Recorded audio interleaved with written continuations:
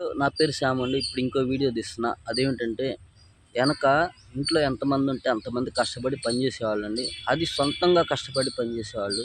వాళ్ళ రూపాయి వాళ్ళు కాపాడుకొచ్చుకోవడానికి వాళ్ళే ఇంట్లో పని చేసుకొని ఏ పండుగ వస్తే ఆ పండగకి రకరకాలుగా వస్తువులు తయారు చేస్తూ ఆ వస్తువులు పలానా రేట్ అని నిర్ణయించుకుంటూ వాళ్ళే అమ్ముకొని ఆ రూపాయి జాగ్రత్త చేసుకునేవాళ్ళండి. నేను ఎందుకు చెబుతున్నానంటే ఈ విషయం మన కుటుంబం కోసం మన ఇంట్లో వాళ్ళే మనల్ని కష్టపెట్టాలి, మనమే కష్టపడాలి. ఇంకొకళ్ళకి మన కష్టార్జితాన్ని వాళ్ళకి అప్పచెప్పకూడదని నేను ఇందు మూలాన విజ్ఞప్తి చేస్తున్నాను. వీలైనంత మటుకు గుమస్తాగా ఉండటం ఆపండి. ఆపి మీరు ఇంట్లో ఎంతమంది ఉంటే అంతమంది మీకోసం కష్టపడాలి. గుర్తుపెట్టుకోండి, మీరు తయారు చేసే వృత్తి ఏదైనా ఉంటే ఆ తయారు చేసి మీరు సంపాదించుకోండి. ఈ రోజున మంచినీళ్ళు కొన్ని ఎంతో తెలుసా? 200 రూపాయలు. అదే కనుక మీకు తయారు చేయటం వస్తే 150కి అమ్మితే మట్టి ఎంత పడిద్ది?